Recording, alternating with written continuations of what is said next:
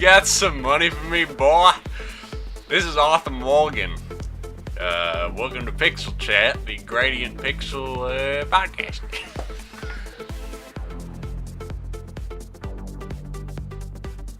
Hello everybody, welcome to the first episode of Pixel Chat, the Gradient Pixels podcast. I'm Nick. And I'm Shane. And we're trying to podcast now. We've been making a bunch of videos for YouTube, and we thought we'd get a little rambly sometimes, and we were thinking, well, why don't we just try a podcast, because that might be better suited for the way that we conduct our discussions. So that's what we're doing. That's what you're watching right now on YouTube. Basically, I guess we'll just start off with what we've been playing recently. What have you been playing, Shane? So I guess I've been playing a few things recently. First thing was probably Yakuza Kiwami 2, which came out August 28th. I'm a huge fan of the Yakuza series, and I've been a fan ever since early last year, I think. I started from the original Yakuza, and then worked my way up in release order to where I am now. And I actually platinumed Kiwami 2, which is something I never really thought I would do in terms of the Yakuza series, just because the platinums tend to be really, really annoying. There's just a lot of bullshit you have to go through to get those, but I decided to buckle down and finally do it, and I found that this one wasn't too bad, because every game they release, the platinums get less and less annoying.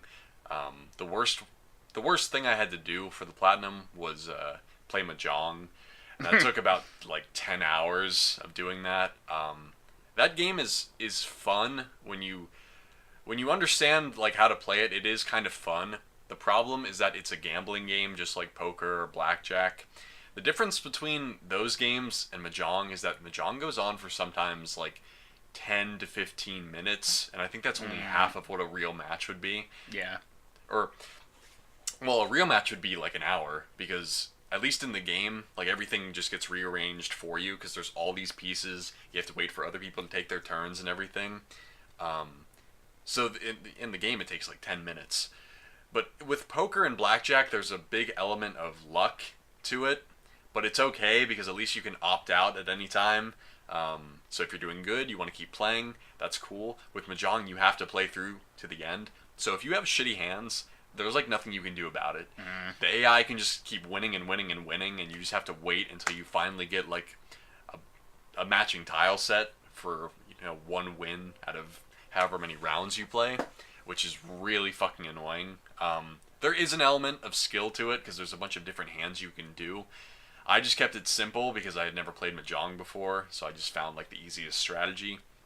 So if I was an expert at Mahjong, it would have been less annoying, but it's still just like infuriating sometimes. And it was even worse for me because in Kiwami 2, there's an item called a Peerless Tile that you can get, and there's like 3 of them per playthrough. And it basically just, like, if you use it, you just wreck everyone in a match and you instantly win it, which is awesome. One of those I had to use for a sub-story to finish that. And then for the Mahjong completion requirements, you have to get Ron or Sumo 30 times, and that basically just counts as a win. Different win conditions. I think Ron is just whenever... Let me think, what is Ron? Whatever, I'm not going to go into details because I don't want to talk about Mahjong for the entire podcast, but it's just a win condition. So you have to go out with Ron or Sumo 30 times, which means you have to win like 30 rounds of Mahjong. And you also have to go through all the tournaments in the game, and there's 6 tournaments. So I did all the tournaments, and I had 2 Peerless Tiles I could have used, and I accidentally fucked up and wasted one, so I had to do 5 tournaments legit, and the last one I could just use the Peerless Tile on, because whenever you say, like, yeah, I want to play Mahjong, it comes up first with the Peerless Tile thing, saying, do you want to use that? And then you say, no, and then you play Mahjong. So after a while, I get so pissed off, because I was having trouble winning on the easiest table, and I was just spamming my way through the menus, and sure enough, I clicked yes to the Peerless Tile on the easiest table. And I said, well, maybe if I just quit out, I'll still have it in my inventory. And sure enough, it just went away completely, so I had to do it legit. And And that wasn't so bad. It did take a while, but it wasn't too annoying. The worst part of Mahjong was after I finished the tournaments, I only needed to get 5 more Rons or Sumos in games to finish it, and it took another like 2 fucking hours. Like it was almost for like an hour straight. I couldn't get one on any table I tried over and over and over again, and I finally got lucky and did it. But it was like I'm not doing that ever again for any game. Like I don't know who likes Mahjong. I feel like it's an old guys game in Japan, and I feel like a lot of Yakuza fans, at least Japanese, are not old fuckers that want to do that because it is not fun. It just goes on forever, and it's just annoying. If there wasn't so much luck to it, it'd be kind of fun, but it can just be so infuriating. Anyway, I won't talk about Yakuza for too long because I can talk for hours about that series. But besides Yakuza, I got into the Prince of Persia series. And I don't know how many games I'm going to play in that series because I started with Sands of Time, which I loved. The combat was kind of shitty in that game, but I loved the rest of it. And then the Warrior Within sequel was alright. I have a lot of issues with it, which is a podcast unto its own thing.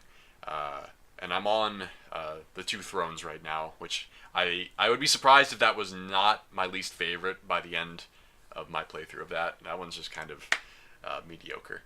But I do love the series, and I'm a huge fan. I'm gonna replay all of them, or at least the first two. So yeah, I won't go too in depth because we have a lot of stuff to talk about today, and I want to let Nick talk for a little while. But that's what I've been playing recently: Yakuza and Prince of Persia. Nice. So this may or may not act as like a little bit of a spoiler because I started the backlog review series on the channel where I'm going through my backlog. Some of those videos were recorded in advance and then posted later, so this might act as a spoiler for that depending on when this goes out. But recently I've been playing Zombie U on the Wii U. It's a zombie game. I'll start by saying that. I don't have a whole lot of things I like about it compared to my dislikes. I mean, I have them written down right here. Like, some of the environments are pretty interesting. They can be a little creepy at times. And then they have the big like selling point was this death mechanic that they introduced, which is kind of Soulsy. It's like whenever you die, the character you're playing as becomes a zombie, and you respawn as a new character, and you have to go to that point, and they have all the loot you had on you when you died, so you can get all that loot back. That's pretty interesting. And some of the music is pretty nice in the game. It's really like minimalistic piano kind of stuff, and I'm a sucker for that kind of music, so I like that. But there is some bad decisions with this game. Like, there's a bunch of one-hit grab kills, which are very obnoxious. There is the graphics look muddy for a game that came out in like 2013. Like, it looks like trash. There is just like the movement is really sluggish, and I'm not sure if that's just because I don't play a whole lot of survival horror games, and if that's like a big staple or not. But it's even more so amplified in this because in a lot of the environments, they just kind of threw shit all over the level. So there'd be like a stack of like shopping carts or like a pallet or something. And when you're trying to move back and kite zombies, because you pretty much have to do that when you're fighting, you get stuck on everything. And it's like, it just makes it even more obnoxious to get around a space. And then if they compile onto each other with the one-hit grab move while you're getting stuck on a thing, it's just not that great. So yeah, that's like a little review tidbit, a sneak peek at that. Yeah, it doesn't sound that fun to me. I'm also burned out on zombies, like pretty severely. So Hey, shout out to the Days Gone devs. Oh yeah, Days Gone. I don't know why I just said that. But other than Zombie U, I mean, I've been dabbling with Trials Fusion recently. That game's been pretty fun. Trials is a fun physics-based bike game, and I've also been playing some Enter the Gungeon here and there, but I've been doing that mainly just as like a game I need to pop something on for 5 minutes between my schoolwork, so that's pretty much what I've been playing. So next up, now that we have what we've been playing out of the way, we're just gonna basically talk about stuff that's been happening, because it's been a pretty packed news week in gaming, I'd say. What do you want to start talking about? Well, I think most of the things I want to talk about are revolving around Tokyo Game Show, which I guess is basically Japan's version of E3. There usually isn't too many announcements per se, more so trailers and new gameplay and stuff. So the thing I'm most excited about from Tokyo Game Show is Devil May Cry 5. So I've been waiting for Devil May Cry 5 for 10 years now, like a lot of Devil May Cry fans, and I had to suffer through DMC Devil May Cry, which was really embarrassing, and I don't feel like talking about it anymore because we have the new entry, so I don't really give a fuck anymore. But they finally showed Dante footage, which was, well, the trailer itself isn't bad. I like all the cutscenes and stuff, but the gameplay was a little boring to me. But it was all, like, it all turned out to be okay, because when you watch gameplay footage, there's a lot more to the combat. Because I was worried that they took out the style system from 4, because they didn't really show it at all in the trailer, so I was like, I don't like this. But then in the game, it's right there. So I don't really know why they didn't show that off, but as long as it's in the game, I guess I don't really care. Unfortunately, a lot of the hype behind the trailer kind of got squandered because of the song they released.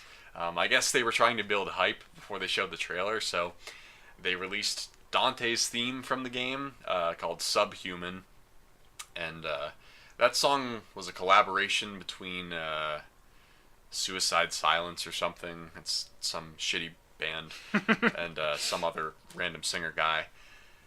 And pretty much everyone unanimously hated that song. Whenever Devil Trigger first came out, there was a lot of people that were like, "Oh, I don't like this. This has nothing to do with Devil May Cry. I want the butt metal back in the game." But sure enough, people listened to it like 2 or 3 times after it came out, and everyone ended up loving it. This song was different because it wasn't like, oh, okay, the first time I didn't like it. The second time it was kind of okay, and the third time it grew on me. This time it was like, okay, I've listened to this song 5 times, and this is probably the worst song I've ever heard in my life. I had almost, nothing good to say about it. Basically, for those who don't know, think of the most nail in the ear inducing death metal screaming to the point of it being like edgelord, like teen status. It was extremely edgy. And, the Devil May Cry songs have always been kind of corny, but it was always very self-aware cheese, and it was still well written. The songs were very funny. I see your life and it compares to nothing, only if that something is nothing. And the time has come, and so have I. I'll laugh last because you came to die. Damage done, the pain subsides, and I can see the fear clear when I look in your eyes. Just great lyrics. It's all corny, but it fits with the tone of the series. And I would even go so far as to say the Ninja Theory songs, like the Comic Christ stuff, that was better. I didn't love that stuff, but it was a lot better than Subhuman. The guy singing it just sounds terrible. The lyrics are awful. It's literally just like, you cannot kill me! You cannot kill me! But what I just sang right there sounds better than the real song. Yeah. The lyrics are stupid, and you can't understand half of them. And some people say, like, oh, the music's kind of alright. Like, if you remove the vocals, and it's like, yeah, you know what? The music is alright, but guess what? It's still forgettable and not good. It's just generic rock music. Mm-hmm. And, going past the disappointment with the music in general, it was found out that I guess the singer of Suicide Silence molested like a 17-year-old or something. So that didn't help, and people got pissed about that, and then there was a shitstorm with Capcom, and Capcom basically just said, like, okay, we're gonna distance ourselves from the song and the artist, so we don't know if the song is going to be in the game on release. If it is, it's not a big deal, because if you buy the deluxe edition for that game, you can just swap out the song with, classic songs from the series, which is awesome. Kind of sucks that it's in the deluxe edition, but is what it is. That's Capcom's thing. So anyway, at least that song's out of the way. We can talk about the good stuff. The gameplay looks really, really fun, and I still think Dante looks a lot more fun than Nero, to be honest.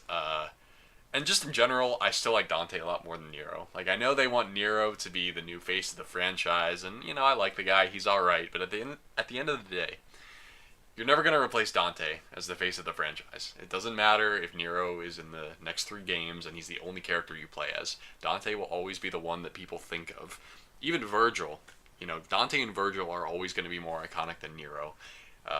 It is what it is. Those characters are just so well rooted in the fandom and so well loved that you just can't change it.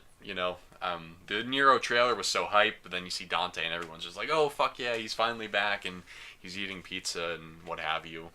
So they have something special with that character. Even if he's not in the next Devil May Cry, if they make another one, no one's ever gonna, think Nero's the best. And the reason why I say that is because I heard a few people saying like, oh, whether you like it or not, Nero's the face of the franchise now. And it's like, no, the fans are gonna decide that. You can't just say it is, and it's not gonna be that way. What did you think of his actual like gameplay? Because they showed a lot of really cool stuff with Dante, but while watching the trailer, I think this might be what you hinted at earlier with it being like, not did you say boring earlier? Well, there was like just some of the stuff like when he's doing the flame punching. Like at first that's really cool, but then it's like this just seems kind of slow and like. Maybe it's just the 2 different styles of the trailers, because the Nero trailer, like you were saying, is all like hyper and like hyper action, quick cuts and all this, and this is very much more like slow, and it just kind of didn't flow the same for me. Yeah. Well, one problem I had with the combat in the trailer is that they just did like basic combos. It was just like triangle, triangle, triangle. Hit someone up into the air, and then triangle, triangle, triangle. That stuff is fun when you're playing it, but it doesn't look that hype. And like I said, I mean, they had all the styles in there, like Trickster and Royal Guard and Gunslinger and all of them. So I was kind of surprised that they didn't show that stuff off. And the game looks slow to me too, but this is another thing where it's like, I was concerned about the slowness of the game, but the problem is that it doesn't have turbo mode on, which is what I'm used to. So if you play the trailer at like 1.25 speed, it looks completely normal to me. The game still looks like a lot of fun, but I would really like that turbo mode to be in the game at launch. Hopefully, it's playable on base PS4, because it would really suck if it was just like on the PC version or on the, big boy console versions. But that's one problem, and it just had basic combos and stuff. And I think the bike weapon is a really cool concept, but it is kind of slow, and it just kind of seems like you press triangle.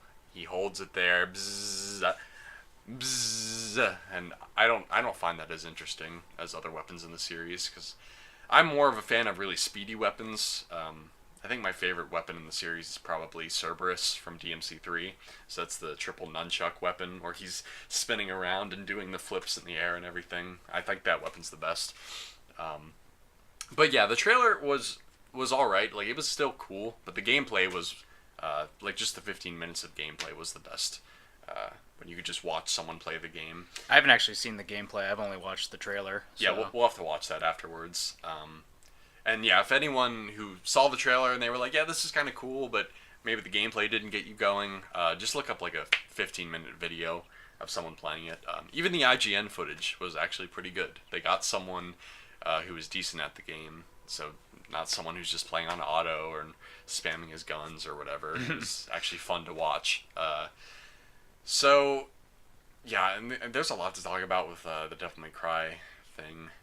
Because we could talk about microtransactions, but I don't give a fuck. Like, seriously, anyone who's complaining about that does not know how it works, and they don't know that it's completely insignificant. The only people complaining are the freaking soys on the internet, or Jim Sterling, or the people that just make videos about controversy. They just want to be controversial and upset about something. That's just gamers in general. They always want to be pissed. They always want to act like they're fighting the good fight. And why don't women sleep with me? Because I'm respectful and shit like that. And, no one gives a fuck. You think you're cool because you're waging a war on microtransactions or something. And, you're not cool, okay? Like, there are certain situations where it's worthy to get pissed about microtransactions, like Battlefront 2. Yeah, that was retarded, okay? So I'm glad people got pissed about that. Devil May Cry, it doesn't matter at all, because the only thing that the microtransactions are for red orbs, And for those of you who don't know, the red orbs are basically just the currency of Devil May Cry. Whenever you kill enemies, you get red orbs, and you can upgrade your characters and get new moves and stuff like that. And from what we saw in the demo, you get red orbs out the ass in the demo, and there's no reason to ever buy the red orbs with microtransactions, because they said like, oh, people can buy that from the start and just upgrade their characters if they want a head start or something. But like, I think you can only buy them in bundles of 300,000 or something, and I think someone did the math based off a demo someone was playing, and if you play a level like 4 times, you have 300,000 orbs, and there's probably going to be like 30 levels, so it's completely pointless, and it's just a huge waste of money. So it's dumb that it's in the, like, you know, it's an option. I agree that it shouldn't be there, but like at the same time, like, no one's gonna fucking use it, and if you buy it, you're dumb. Like, I'm sorry, but like, it is so easy to get these freaking red orbs, and I don't want to talk about it anymore. It's one of those things where like people are gonna get pissed about this on the internet, and then you just leave it alone for 5 days, and people forget about it, and never talk about it again. But there's more stuff to talk about with Devil May Cry. One thing I did want to touch on is the art style. I like the realistic setting. It works a lot better than I thought it was going to be, but at the same time, I think this is one of the most boring Devil May Cry games in terms of general art direction. It's not the realism, it's just that a lot of the environments are just kind of the world. It's not like some medieval castle shit, like the first one. The second one had a boring art style, so we're not going to talk about that one. But 3 and 4 both had very beautiful environments, and Devil May Cry is a beautiful looking game. The 5th one, that is. It's very beautiful looking, but a lot of the environments are just kind of like, it's like a construction site, or it's a street. And it's a very pretty looking street. It looks good in the Resident Evil engine, but I would like to see something a bit more Devil May Cry-esque. And that's just like a small complaint, I guess. I just wish the environments were a bit more interesting to look at. The game does look nice. It looks like photorealistic, and Dante's hair is flapping around in the wind and everything, and that looks really nice too. But I do think sometimes I think maybe they're concentrating a little bit too much on the graphics. Like in all the interviews, they all have to spaz about how, oh, look at how pretty the graphics are, and that was a big focus for us. And it's like, yeah, like, I don't really care. Like, just talk about how the game's gonna play, talk about the story or whatever. I wish I made like a bullet list, because there's so much to talk about. So I'm kind of just like I watched the trailer today, and I watched the gameplay before we did this podcast. So I'm trying to remember everything I wanted to talk about. But I guess I would just say it looks good, because I'm running out of things to say, and I don't want to repeat myself too much. But I'll just say Devil May Cry 5 looks great. There's a few things I'm concerned about here and there, but for the most part, it looks great. So let's move on to something else. All right. So, out of TGS, still moving on from Devil May Cry 5. One of the trailers at like the Sony thing, because that was the only thing that I really watched out of it. Sekiro: Shadows Die Twice had a new trailer that I think was even better than the first one. Miyazaki. Yeah. Miyazaki-san. I like Potato Boy. I love him. Yeah. I like something that the Souls games get really well, I think, is a sense of scale. And you really get that out of this trailer. There's the shot where do you know the main character's name? I think he's just like the one-armed wolf. Okay, so I don't think he has a name, really. The main character, we'll say, just for lack of a better word. He's running up like the stairway to this giant like Japanese style building, and it just looked really cool. It has the great aesthetic that FromSoft is improving on each game seemingly. The standout shot, my favorite shot of the entire trailer, is what seems like it's in a boss fight, but they're in a burning room, and there's another like samurai that's on like nearly invisible wire like up above you, and you're just kind of having like a stare down. That looked amazing, and just like all the combat that they've shown off, the boss fights, all that. The game just looks great, and I'm not sure if I'm gonna get it day one right now, but I'm definitely thinking around launch it's going to be a purchase that I won't be disappointed with, because so far, I mean, not including Dark Souls 2, FromSoft hasn't really had like a misstep with this style of game. So I'm excited for Sekiro. Yeah, Sekiro looks really cool. Admittedly, I wanted Shadows Die Twice to be something other than a Souls game, even though I love the series. I just want to see them do something really different and out of their comfort zone for their next game. I know they're making Daracene, which I guess is out of their comfort zone, but I want to see something really weird, really big budget from them that's not Souls for a while, because I think they've proven that they can do a Souls game. And yeah, I'm excited for Sekiro, but I do want to see something new after this. But yeah, the art direction is beautiful, and I was going to bring up Devil May Cry again, where it's like, you kind of compare the two of them, and yeah, Devil May Cry is very graphically impressive, but Sekiro looks a lot more beautiful and just more interesting to look at first glance. One thing I wish they would confirm is the frame rate, because I think like the first footage they showed was on the PC, so it was at 60 FPS. But then I saw gameplay on, I guess, a PS4 Pro, and the game looked like it was running at 60 pretty well. And one of my biggest grievances with From games on consoles is that they are not good at optimizing their games. There is often screen tearing, there is sub 30 frame rate all the time, and the games are just so good that I don't really mind it, but that's something I always wanted them to improve upon, especially because, you know, since the series is so popular and they make bank on it, I feel like that's something they could maybe invest in, either hire people that know how to optimize the game more, or just something they can research more, because that was really my only big problem with them. So I don't know if they've really confirmed the frame rate for consoles, but that would be really nice if we could play this at a higher frame rate, even if it wasn't solid 60, just like something else. That would be great. And I don't want to buy a PS4 Pro just to play it at 40 FPS. But we'll see. I mean, I understand the games are very open. It's not just like closed levels, so it's a bit harder for them to do. But that would be really nice if they confirmed that. And I don't know if there's much else to say about Sekiro other than like it looks really good. Is there anything else out of TGS you want to touch on before we move on to something else? Yeah, I'll talk about Resident Evil 2 real quick. It's the other big Capcom game, which also looks fantastic. I really don't have any problems with that game compared to Devil May Cry. I mean, the Devil May Cry problems are really small. They're more just like concerns. Yeah, I guess I don't have much to say about Resident Evil 2. It just looks good. And I'm excited for that game too. It looks like it's going to be a really good reimagining of that game. And I'm glad that, you know, they're not trying to just replace the original. The original Resident Evil remake did that. And it succeeded, but this one's not really trying to replace it.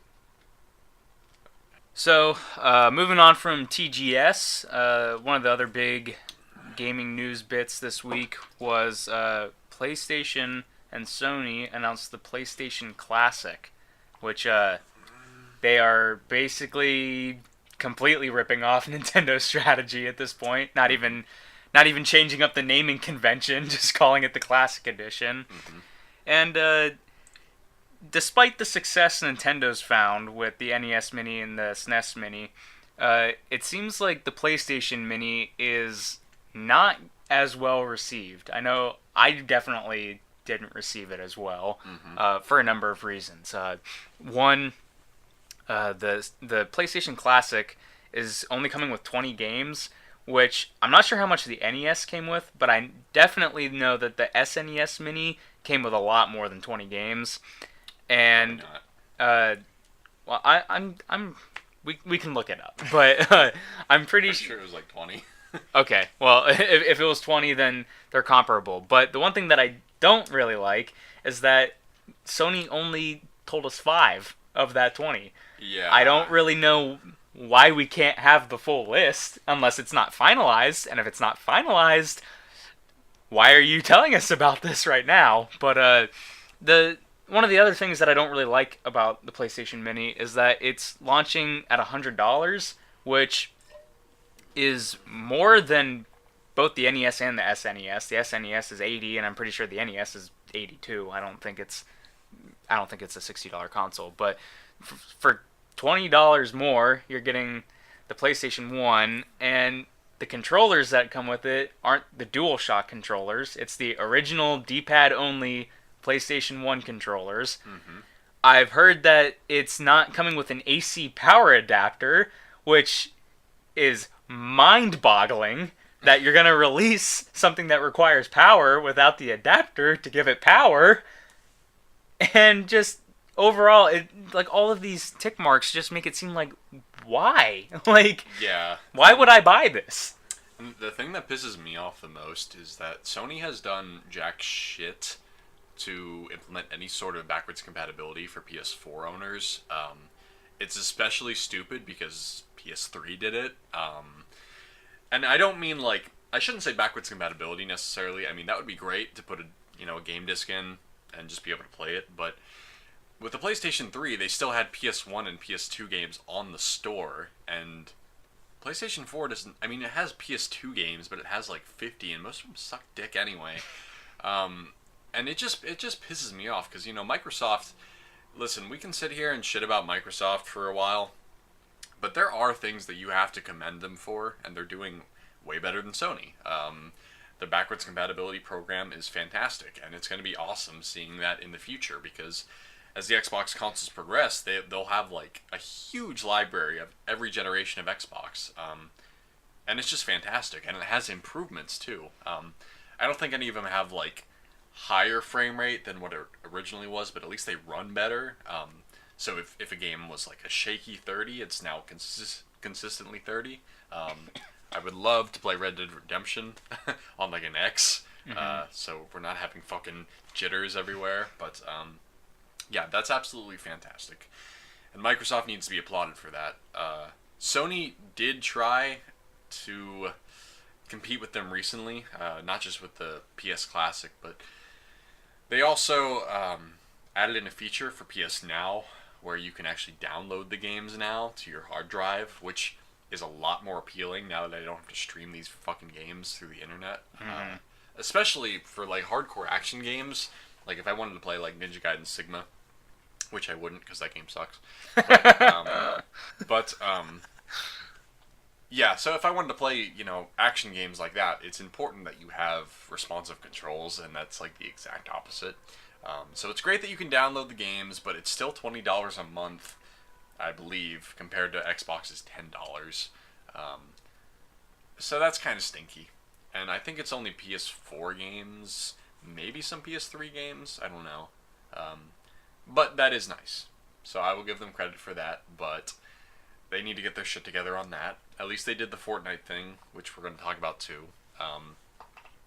I think everyone knows the Fortnite problem at this point. The Epic account, if you make that on PS4, you can't use it on any other device. And even if you make it on another device and you bring it over to PS4, it becomes locked on PS4. And also, Sony just doesn't want to do crossplay with anyone because they're little bitches. But they have finally said, at least for Fortnite, that they're gonna do it. And they still gave the stupid answer like, we want to prove to everyone that PS4 is the best place to play. And it's like, no one gives a fuck. Like, you're an idiot. You're a loser. No one's on your side right now, but thank you for finally doing the correct thing. Yeah, and I mean, not to like bash on Fortnite. It is like the biggest game right now, arguably, but this is still a pretty monumental moment for the industry as a whole, because this is, I'm pretty sure, the first time that all the major consoles can play one game, no matter the console. And I think PC too. PC as well. PC players, so yeah. it's every platform, including mobile, I'm pretty sure also, because I'm almost positive mobile can play cross-platform with Switch, Xbox, PC, now PS4. So we can only hope that this will be like a spark that will open up a lot more games to crossplay. Because I think if that's one thing going into the next generation, I think that would be amazing if it's just like, all right, we understand like your group of friends, they might not always buy the same console you want, but that doesn't matter anymore. We're just gonna let you play with your friends no matter what you buy. So I think that's a really great move. Good on Sony, but also bad on Sony for the PlayStation Classic. Sony's kind of up their ass a little bit at this point, and it'll be interesting to see if that ends up biting them in the next gen, if they keep doing things like that. I don't really think it will, just because they still have all those great exclusives, and I might not be interested in them personally. A lot of them are casual shit, but but they do sell really well, and they get people to buy their consoles. So Microsoft might have the backwards compatible stuff, and they might have the most powerful console. That's really cool, but at the end of the day, backwards compatibility doesn't necessarily sell consoles. I mean, I will buy one if Ninja Gaiden 2 gets it, but I'm kind of an exception, not the norm. So I think PlayStation's going to be okay the next gen anyway, just because they still have the exclusives, and they're probably going to at least have PlayStation 4 backwards compatibility. That's a big thing for me. Because if they have the next gen and you can't play PS4 games, I'm going to be so pissed. That would be complete bullshit. And I don't want to buy another effing PlayStation console just for that. So, yeah, we'll see what happens. I guess that's still like 2 years off or something, so we won't worry about it too much, but it's something we should start talking about, I think. So after Sony chat, we're going to move on over to Red Dead Redemption 2. The game is coming out in about a month, about 26 days, right? October 26th, depending on when this goes up, but we're recording this at the end of September. So I've been trying to stay away from the details as much as possible because I want to go in as fresh as I can. But Shane has convinced me here that we're going to talk about some of the details. This isn't going to be like an all-encompassing list of everything. You can go search that out if you want to, but we are going to be going into some details that have come out about the game right now. Yeah, because there's a shitload of things that came out about it, so we're not going to read through the whole thing, but I figured we'd read like a page of details, and we can just kind of go through that, and talk about that, because Nick hasn't read any of this, so... I'm not going to read it. Shane can describe it to me, and I will react accordingly. Yeah, so I don't know if this is the most exciting one, exciting post or not, but I'm just going to read it anyway. So let's just get started. The game can be played entirely in first person on release, which is awesome, and you can switch back and forth on the fly whenever you want, just like Grand Theft Auto 5. So that's awesome that that's going to be in the game, and hopefully it's a little bit improved, because in Grand Theft Auto 5 it was a little weird. Yeah, GTA 5, some of the physics of the game didn't really transfer over well into first person. I thought the aiming, they got pretty well with it, but whenever you roll, the camera follows you through that entire roll, and if anything in that game is going to cause motion sickness, that's the one thing. It gets really wonky when you do things like that, so I would hope as well. They do, in GTA 5, they did a really good job with like modeling the weapons in first person, so I'm sure the weapons in Red Dead are going to be super detailed, and it'll look really cool. Yeah, so I think that's awesome. Personally, I just want to play it in third person, but I might switch back and forth every now and then. I think a duel would be really fun in first person. Yeah, that would be cool. During the heist mission they played, you can decide to kill the witnesses, let them run, or put them back on the train and send it away.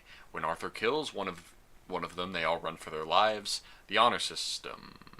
Oops, that was the wrong one. Yeah, but the interesting thing about that particular detail is that if you let them run, there's a chance that they might... or if you let them go, there's a chance that they might inform the sheriffs, and you'll get a wanted bounty on your head, so that's going to make it even harder for you to go around the world and everything. So there's always that chance. And I guess one thing Rockstar's been talking a lot about is how they want all the NPCs to be very unique, so they want to have a wide variety of people you can meet, not just like, oh, I'm angry, or oh, I'm passive. There's some people which have been described as just boring. They're just boring people. And then there's some people that might be kind of spazzy, or they might be quick to anger, or they might be kind of nice. Just a bunch of stuff like that. So I guess you kind of have to go off the character's personality and just say like, well, if I want to be a good guy, I don't want to kill these guys, but at the same time, I don't want them to fuck me over. I think there's going to be a lot of stuff like that in the game that's going to make it really, really interesting. And I think, that just goes for, like everything in the game. It's just supposed to be like a lot more immersive than the first one. And that's pretty much what I want it to be. I do worry that the focus on immersion and realism might go a little too far to the point where it becomes a little boring. But hopefully, after however many years in development, 8 or 9, hopefully they really nail it. And I think they will, because the game looks awesome. Yeah, that sounds pretty cool. Being able to like tackle the missions a bunch of different ways. That reminds me of the heists in GTA 5, which I'm sure they used as inspiration for it. Mm-hmm. It just I like that about it, and seeing the level of detail. I mean, you can already kind of see it just aesthetically in their trailers. Like each person, there's not in groups of like people. There's not really any repeated clothing or anything like that you see in a lot of open world games with big crowds like this. Mm-hmm. I know earlier Assassin's Creed titles were pretty bad about having like 4 identical people in a crowd. Mm-hmm. So it all just looks really great. Yeah, it looks amazing. This next point is kind of interesting. It says Game Informer's writer got the sense that John isn't the most well-liked member in the camp. That's interesting to me because obviously people who have played Red Dead Redemption really like John. He's my favorite Rockstar character, and he's probably one of my favorite game characters in general.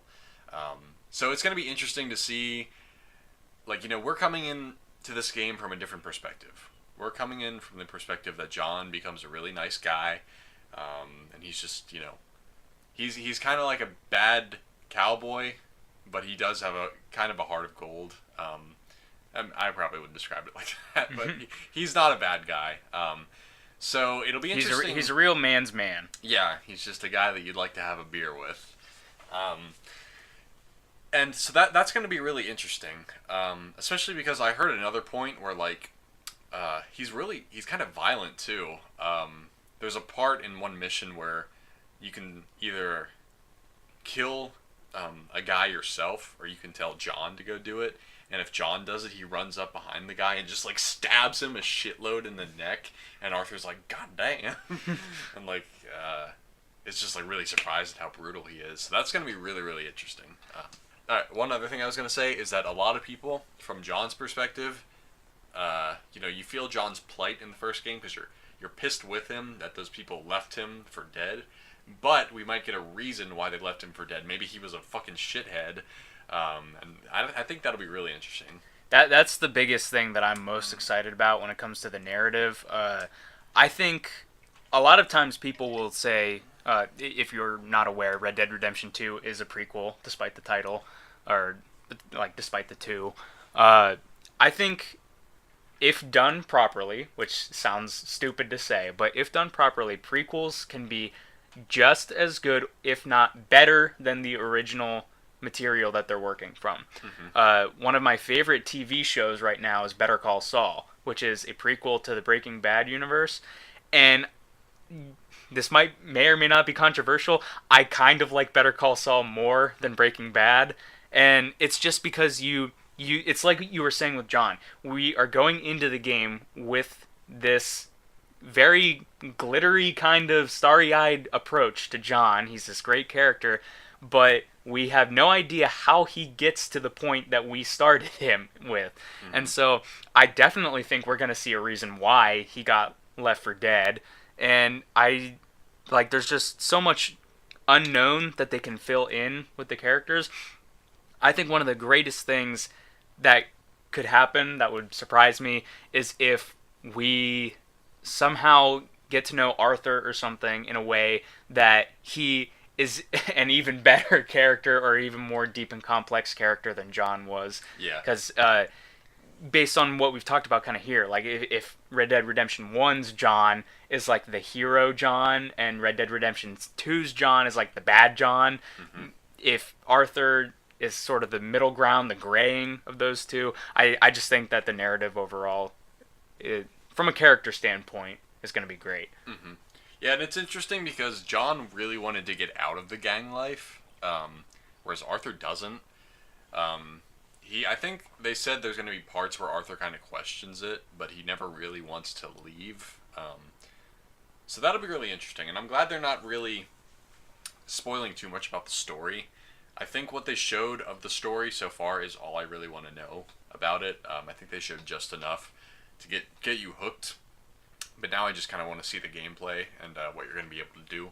So I was pissed at Rockstar for a while in their marketing, but it actually does kind of build hype, and it's nice just to see all this stuff right before release, so we can really digest it and we don't have to sit around with our thumbs up our butts waiting for it. So that's enough about that. Let us go to the next point. In this game, pretty much all the clothes are going to be individually available for purchase. So in the first one, it was kind of just like an outfit, and you couldn't really mix and match stuff.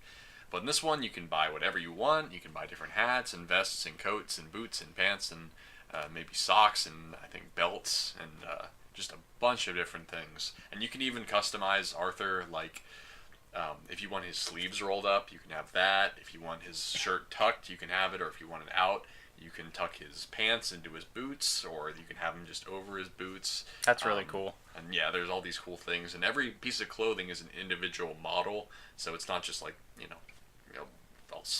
I don't know, sewed together. It is an individual part that he can put on. There's going to be a lot of customization in the game, which is awesome because I love that. And you can also, whenever you kill animals, you can actually skin them and make outfits out of the animals that you kill. And there's one screenshot, which is like a hat. I guess it's just like a regular hat, but he has like a mouse or like a rat decoration around it that's like the mouse head here, and then it's like the tail and bones like twisting around the hat or something.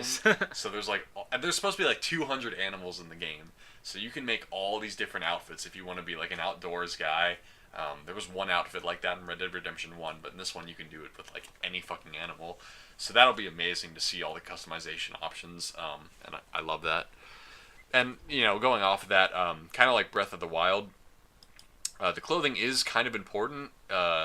If you go to like a really hot desert and you're wearing a coat, you have to take it off eventually. And even if you don't, Arthur will get hot himself and he'll just take it off. And it's the same if you go into the cold wilderness. You need to wear better gear, or else Arthur's going to get cold and it'll affect his stamina and stuff like that. That's neat. I really like that in Breath of the Wild. I could be wrong, but at least to me, it seemed like Breath of the Wild was kind of one of the first games to really like have like gameplay changes based on areas you go to, like in terms of like a temperature system. So to see that that's being applied in Red Dead, I mean, that's really cool. I like that feature. That's a really good choice. Excuse me. You can also customize your horsey, so you can have different saddles and blankies and. I figured that would be. And you can pet it and interact with it, and if they like you enough, you can teach them tricks and stuff, which is really cool. And I also remember one other detail where, like, if you go into a town or any place, whenever you see a dog, it'll bark at you. But if you pet it, it'll become friends with you. And that's kind of important because if you want to be like a bad guy, if you're like murdering someone or doing something heinous and a dog sees you and it's not your friend, it'll alert people to you. But if you're friends with it, then it'll, I don't know, come over and lick your boot, I guess. So that's kind of cool. And there's a lot of other little details about the game. Like I'm reading right here that Arthur's going to react to the weather. So if it's raining, he'll kind of duck a bit and try to shelter himself from the rain. And just like stuff like that. So I guess if he gets cold, he might be shivering while he's moving around and stuff. And just a lot of detail on the animation. And this next point here reminds me of the new Spider-Man game. So for those of you who don't know, the new Spider-Man game recorded every line in the game, or most lines in the game, twice. One is if he's just not really exerting himself, and the other is if he's like really trying to lift himself up a building or something. And this game also has that. And it says right here that, let me find it. The dialogue on horseback is all recorded twice, and characters will speak normally when you're riding close, and they'll yell if you go farther away. And I also heard something where, depending on who you're riding close to, that's who you're gonna have a conversation with. So okay. So for example, like if you're riding with Dutch, John, and Bill or something, if you ride with Dutch up front, then you guys will have a conversation. But if you stay back and stay near John, then you'll start talking to him instead.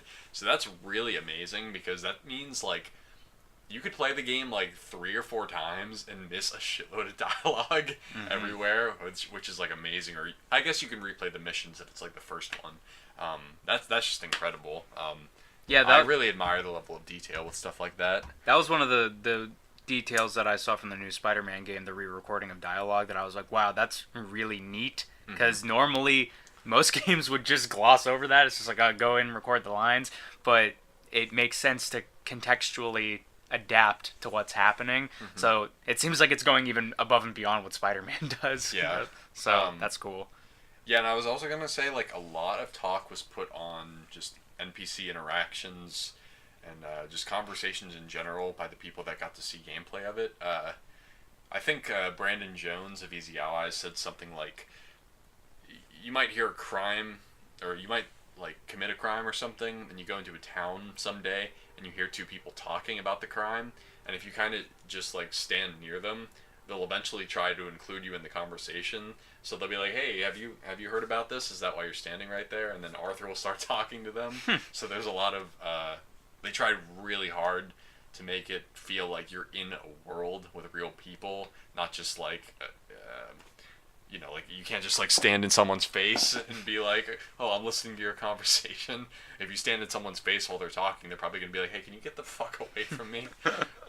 So that's gonna be amazing to see. I can't wait to see more of that. Yeah, that sounds awesome. So that's just awesome. Yeah, like you said. This is a little thing, but you can holster your pistol with a flourish. If you like click the button to put it away twice, which is fun. Maybe there's a few other ones you can do. One thing I wanted to talk about is in the third trailer, remember the scene where they're in like a jail?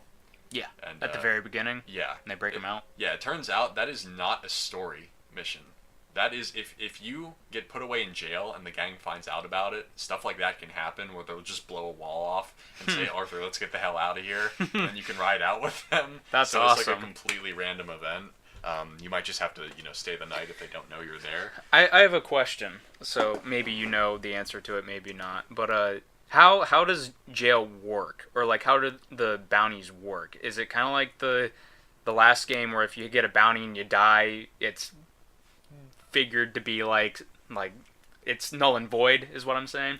Or like do bounties persist? And also if you're in jail, is it like I mean, you just described to me that they can come break you out, but say that they don't do that. Like, is there like a timer that you have to stay in jail, or is like, can you like sleep the night away and then get out? Like, yeah, I'm sure you can sleep the night away. I think that's how it was in the first one. I never really got put away in jail too much, but it's not going to be annoying. It just means like sometimes there will be something really cool that happens.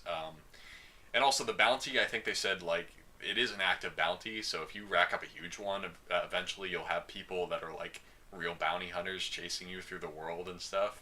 So you have to watch out for that, and you either have to pay off your bounty or, I guess, I don't know, maybe pay off a corrupt cop or something.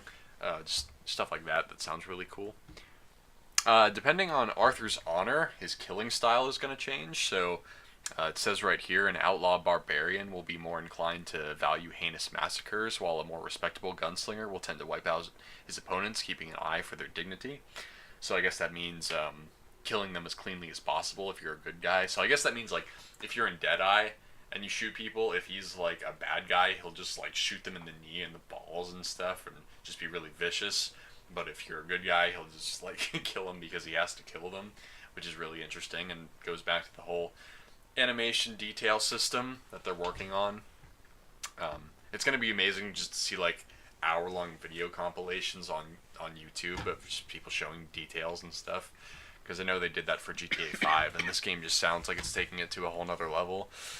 Yeah, I really like this goes back to Arthur's character, but I'm really excited for the amount of possibilities of how to actually play him differently, because it seems like they're going through great lengths to make each person, like, if you have a thought of how you want Arthur to be, there's enough tools and stuff in place for you to enact what you want him to be, which is pretty unique, because usually, I mean, in games with like an honor system, you're usually used to the good, bad, gray, which gray is just not good or bad. Yeah. But this seems like with this, you'll be able to really finely tune how you want to play Arthur throughout the game. So Yeah, that's and really it's- exciting.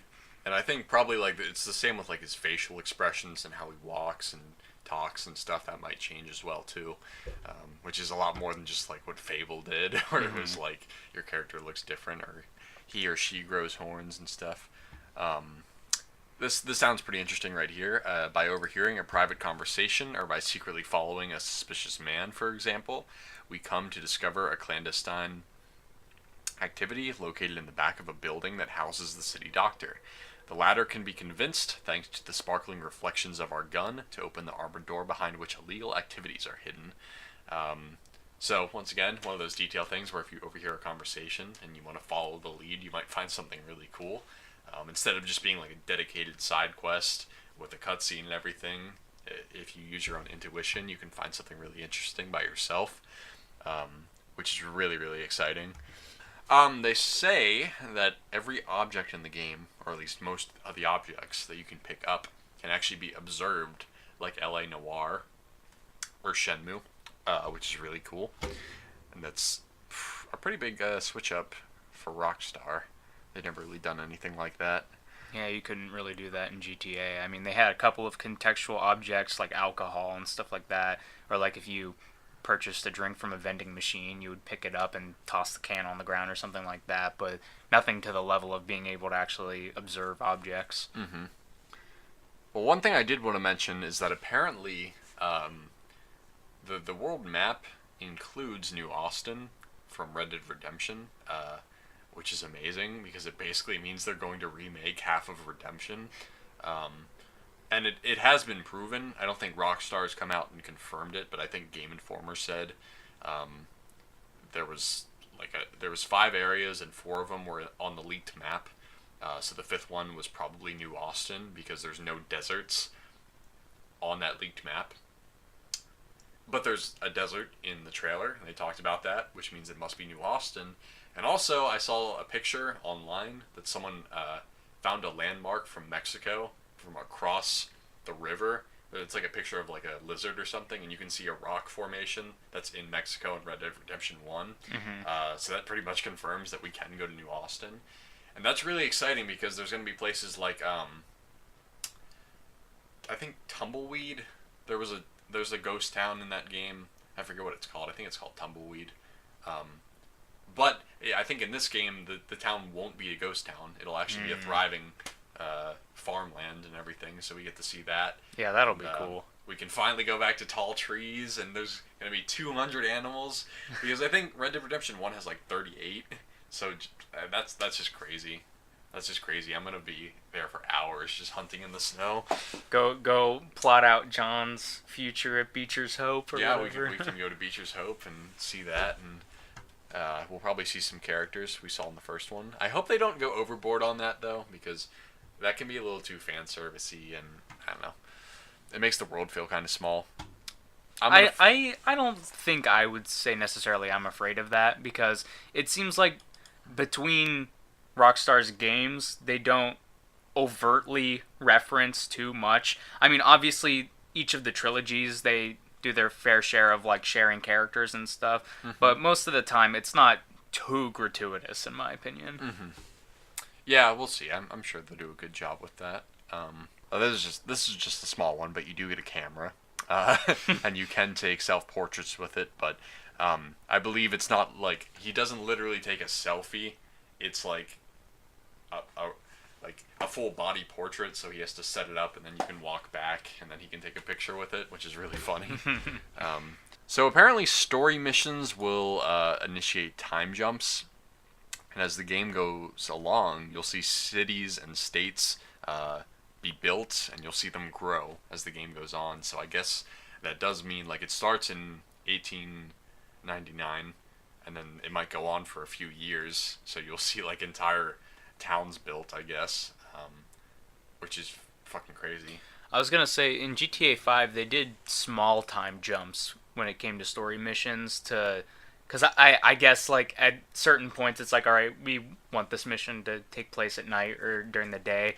We have to get it to that point no matter what time they come. So it would just do like a little like almost cartoonish like sun to moon transition. But I think this will be really interesting because then it offers a lot of points that, like we were just talking about with Tumbleweed, if at the start of the game it's a thriving thing and then eventually you start seeing less and less people there, and then by the end of the game it is the ghost town we know, that would be, there's a lot of really cool potential to be had with that. Yeah, and one thing I did want to mention about the leak is that happened like 2 years ago. They did say in that leak that at the end you play as John and you get to build Beecher's Hope. We don't know if that's confirmed or not, but that would be really interesting. I know some people don't want to play as John at the end because they feel like it's going to be too much like the first one. As long as Arthur doesn't die, I don't think it would be a big deal. Alright, this is the last thing we'll read, so Nick doesn't cry. Weather and snow will accumulate naturally in places that have been trodden over. Snow will also fall off trees. Some missions will take you far up into the mountains where you are literally above the cloud line, aka the game's weather system, meaning that there will be no clouds or weather above the mountains, which is really fucking cool. And thanks to the fact that the game is set before a time light pollution became an issue. I read that weird. Light pollution became an issue. The sky is riddled with stars and clusters of stars. It looks like a genuine array of galaxies when you look up at night, which is awesome. And I hope the night is dark, very dark, like real life. Yeah, I'm excited for the weather systems. That's something that it seems like games now are getting a lot better at. I know, not very comparable, but Fallout 76 is introducing an even deeper weather system than they had in Fallout 4, which was literally more weather than they had in Fallout 3 in New Vegas. But yeah, the weather system is really exciting partially because we're at a point where consoles can render these things in real time while we're playing, and also in this game in particular with the attention to detail that they're going for, like on the clothing, like whenever in the one trailer Arthur gets thrown out of the bar window or whatever and rolls around in the mud and mud gets all caked on his clothes. Like it'll just be interesting to see like, oh, it started snowing, there's like snow that's like getting into the creases of the shirt and stuff. Like I don't imagine that's a far fetch to say that they've put into the game. Yeah, so. they confirmed that too. And Arthur can actually get dirty, and people will comment on his dirty clothes. And I think you have to take a bath sometimes too. So you can see the horse nuts in the game, so maybe you can see Arthur's wang as well. We'll have to wait and see that. And I think there is like a bathing mini game or something, like where you have to bathe him. So we'll see. Maybe Arthur's balls shrink in the cold too. And it does make me wonder though, like with the clothing customization, like I wonder if you can make him naked and like run around. That would be interesting. Dude, I'm totally doing a shirtless cowboy. I mean, in GTA 5 you can run around in your underwear, but you can't go full nude. I don't think he's actually gonna have his dick flopping around, even though that'd be hilarious. All right, I guess that's gonna do it for our shirtless cowboy, and we're gonna fight a bear with a knife. That's what I'm gonna do. Definitely. All right, so that's about gonna do it for our first podcast. I think it went pretty well. Yeah, hopefully it wasn't too spazzy or hard to follow. Yeah, we'll try to get better. Yeah, we're gonna get better. We have some ideas for future episodes that have different themes and stuff like that. So keep going. Thanks. So if you enjoyed, please leave a like. We are looking into other podcasting outlets such as like SoundCloud and stuff like that, but for right now, we're just gonna post the podcast to YouTube as Shane eats some more pretzels. So That's I gonna think be that's it. pretty much it, guys. So, you have a good night, and Or day, depending on when you're watching this. yeah, And we'll see you, or you'll hear from us in the next podcast. pretty soon, as Sam Lake would say. Love you. Bye. Bye.